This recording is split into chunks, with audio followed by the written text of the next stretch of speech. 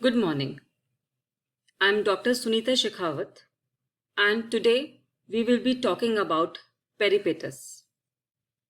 Peripatus is a terrestrial animal which mainly lives in moist places, in crevices of rocks, under stones, and other dark places.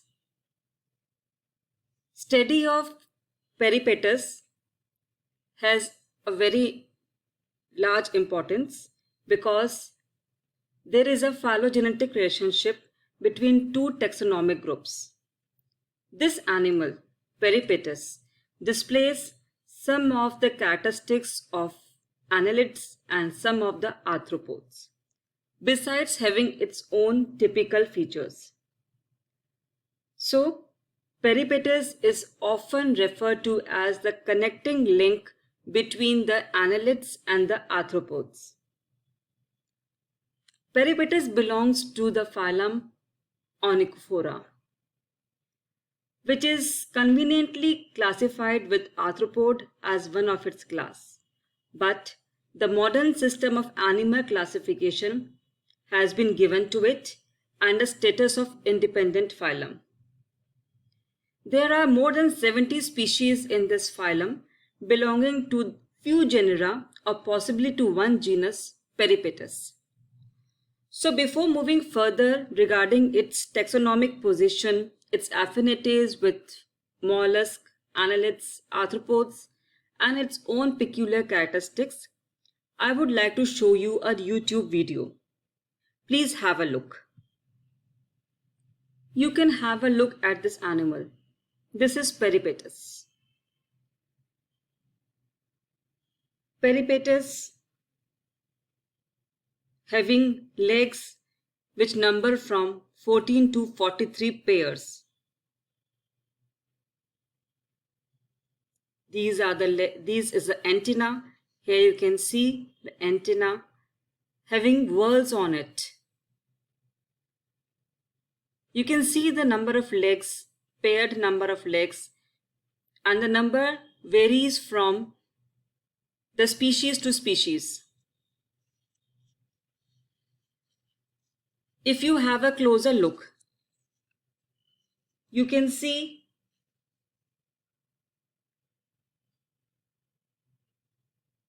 this animal is having warts on it. These are the dots, pores on it, the papilla on it, having an opening for nephridophore, opening of coxal vesicles,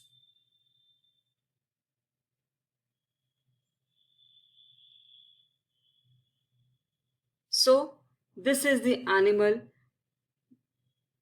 which we are going to study, showing characteristics of arthropods such as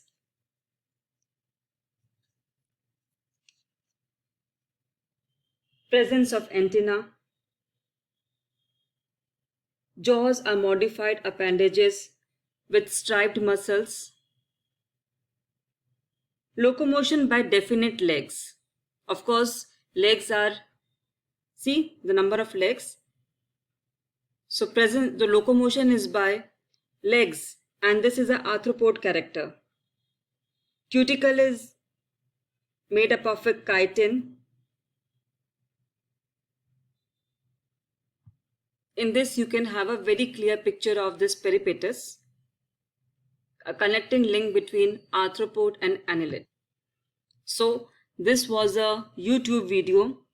These videos you can see on YouTube also. I have just added here so that you can have a brief picture of what Peripatus looks like and the different characteristics of annelidan and arthropodon present in it. So this Peripatus is of special interest, though it is not having any economical value, but special interest from the taxonomic point of view, as it is showing the characteristics of annelid and arthropods. This you have understand by now. Belonging to phylum Onychophora, and Onychophora has a status of independent phylum. It is understood that this group of animals is very ancient and once had been more widespread and diversified, containing a great variety of forms. So this is basically a primitive type of.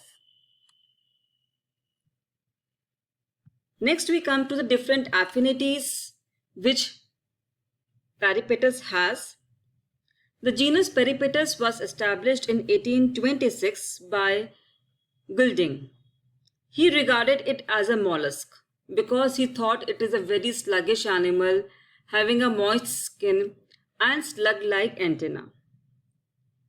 However, in 1874, Moseley first of all established its position as primitive member of phylum Arthropoda.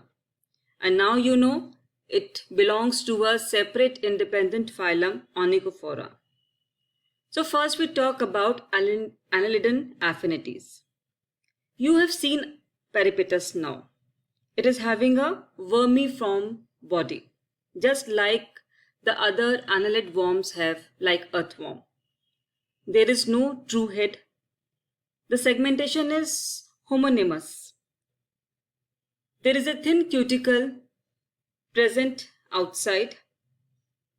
Musculature found is smooth with having circular and longitudinal muscles. Appendages are hollow and unjointed. Locomotion by peristaltic movement, as you have already seen in earthworm. Alimentary canal is simple and straight. Paired nephridias arranged segmentally. Slime glands and coxal glands are present and which are similar to Chaetopoda. The structure of eye resembles that of polychaetes and there is presence of cilia and reproductive tract. Now if we talk about arthropodan affinities, you have seen the antenna. Body is covered by chitinous cuticle as other arthropods have. Jointed appendages present. Jaws and mouth which are modified appendages. Locomotion is not annelid-like but by legs having definite musculature. There is hemocele. Perivessel part of coelom is absent. Coelom is reduced to cavities of excretory and reproductive organs. Modified nephridia forming salivary glands present. Lateral osteas are present between heart and pericardial sinus. Respiratory organs include trachea. Brain resembles a typical arthropod and there is colorless blood. Besides annelidal and arthropodan affinities, Peripatus also shows some molluscan affinities, slug-like appearance of the body and ladder-like nervous system as found in mollusk. We will study nervous system in detail later on. However, this Peripatus has its own characteristics, what we can say as onychophoran characteristics. Body does not show any specific segmentation, rather we can say it is having a superficial segmentation of the body. Appearance of skin is velvety, soft, मुलायम. जो antennae पाए जाते हैं पेरिपेटस में वो वैसे नहीं होते हैं जैसे एक टिपिकल आर्थ्रोपोड में पाए जाते हैं. हेड के अंदर 3 सेगमेंट्स होते हैं जो कि एनालिड और आर्थ्रोपोड के बीच का टाइप शो करते हैं. हेड के पीछे के सेगमेंट्स सिंपल और आइडेंटिकल हैं. माउथ कैविटी में एक पेयर जॉज का पाया जाता है. जॉज का मूवमेंट एंटीरियर टू पोस्टीरियर होता है. स्लाइम एंड कॉक्सर ग्लैंड्स पाए जाते हैं. ट्रैकिया फॉर रेस्पिरेशन पाई तो जाती है but it is not of arthropod like. Nervous system ladder like look देता है. Eyes are not complicated and genital organs का जो अरेंजमेंट है वो क्वाइट डिफरेंट है. 1930 के अंदर एक फॉसिल पाया गया था आइशियाया, जिसको कैम्ब्रियन पेरियोस्टोन्स में डिस्कवर किया गया था. चूंकि ये इतना पुराना है और उस समय डिस्कवर किया गया था, so it is thought that Peripatus belongs to a primitive group. So this is a evidence that this group is a primitive group. Now next we come to the classification of peripatus. By now you have already understood that peripatus is a velvety worm और ये पेरिपेटिडी family को belong करता है. पेरिपेटस कई बार हम ओनिकोफोरा को synonymous भी मान लेते हैं, लेकिन this Onychophora group may comprise many other genera besides Peripatus.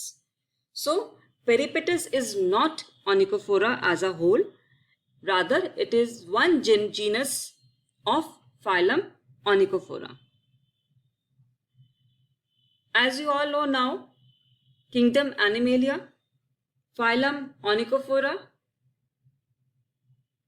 class Eudyonychophora, family Peripetidae, and genus Peripatus. This classification I have picked from Wikipedia. Now we talk about the habit and habitat of Peripatus. As already told you, Peripatus एक terrestrial animal है जो कि अंधेरी और नमी युक्त जगहों पर रहना पसंद करता है. नॉक्टर्नल है, रात को बाहर निकलना पसंद है इसे. प्रिडेशियस एंड कार्निवोरस, छोटे छोटे इंसेक्ट्स, वॉर्म्स को ये इसका खाना है. इट शोज विविपैरस, काफी सारी स्पीशीज पेरिपेटस की विविपैरस शो करती हैं. That means a single female produces 30 to 40 young ones in a year. So viviparous means producing a young ones. So peripatus produces around by 30 to 40 young ones in a year. That's a big number. Now we come to the external morphology of peripatus. We have already seen the video, and now this is a diagrammatic representation of a small animal, peripatus. As you can see, the body is caterpillar-like, soft, elongated, bilaterally symmetrical, and having a length of just 1.4 centimeter to 15 centimeter. External segmentation is indistinct. However, you can see paired appendages. These are the paired appendages. Number of superficial lines, you can see these are the lines, superficial lines present all over the body, but this does not correspond to the segmentation part. The skin covered by a thin cuticle is soft and velvety texture. काफी soft नरम skin होती है इसकी, और इसकी skin पे number of transverse ridges are found, and they bear number of conical papillae or tubercles. So these ridges have numerous conical papillae or tubercles armed with little chitinous spines. The color of the animal may vary from dark gray to brown. So this is the external structure of peripatus. Here you can see these are the antennas too, indistinct head and elongated trunk. Mouth at the base, pair of eyes present, and last there is an anus for defecating. These are the appendages having claws in it. Body of peripatus is divided into head and an elongated trunk. This is a diagram of interior part of the peripatus. It has a pair of simple eyes which are dorsal in position, a pair of long antennae which are ringed. You can see it is ringed, and it tapers slightly near its termination. The ring bears a number of spines. The free end of each antenna is covered by a spiny tissue. Second is the jaws, also called as mandible. One pair of jaws are present, and it is a modified second pair of appendage. Each jaw is small, muscular, stumpy, composed of two curved, falciform pointed chitinous plates, the inner toothed and outer concave edge. The inner cutting plate usually bears a number of cutting teeth in addition to the main tooth. The function of this jaw, also called as mandible, is for tearing the food. These mandibles are present deep inside the mouth cavity. And the third is oral papillae. Oral papillae are the third appendage, paired appendage, modified appendage. These are present on both sides of the head. On the terminal end of each oral papillae is a aperture of a special kind of a gland called slime gland. This slime gland secretes slime, and we will study this gland later. Mouth is situated on the ventral side immediately behind the oral papillae. So, this is the structure of the head region of peripatus. Next we come to the trunk region. Peripatus has a soft, smooth skin. That means it does not have any exoskeleton covering. The skin is thrown into multiple folds called as ridges along with wart-like papillae. The trunk possesses appendages or legs, as I already told you. It may vary from 14 to 43 pairs. Legs are situated at regular intervals. Each leg is a large, hollow, conical, unjointed protuberance having a pair of claws. So this at the tip you can see is a pair of claws. At the distal end of each leg on ventral side are 3 to 6 transverse seminiferous pads on which the leg rests when walks. So here are at the base are present these spiniferous pads. The foot is attached to the distal end of the leg.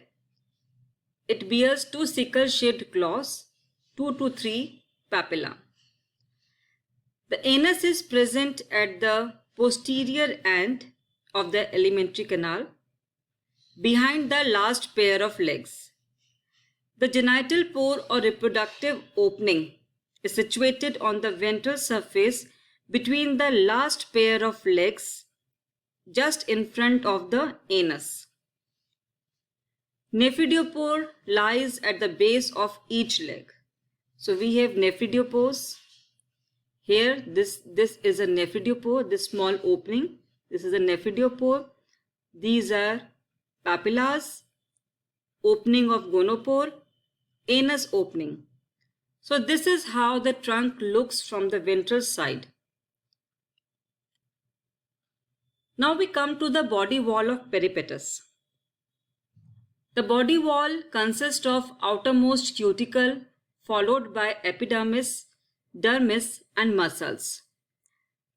This diagram is the TS of the body of peripatus. Here you can see the outermost layer, the cuticle. It is thin, chitinous outermost layer. It is just 1 micron thick, flexible and very permeable. It is not divided into articulating plates. Cuticle can squeeze the bodies into very confining places. So the peripatus enters the deep crevices in the wood, in the rocks very easily. Beneath the cuticle is present epidermis, which is single layered. This epidermis secretes the cuticle. Below epidermis is present dermis, which comprises of connective tissue. It lies just beneath the epidermis. Below this are muscles, and there are 3 muscle layers found in peripatus. Rather, we say 3 types of muscles are present. The outermost layer is composed of circular muscles. So in this transverse section of the body wall of peripatus, you can see this lining. It constitutes the circular muscle layer. The middle one composed of diagonal muscles.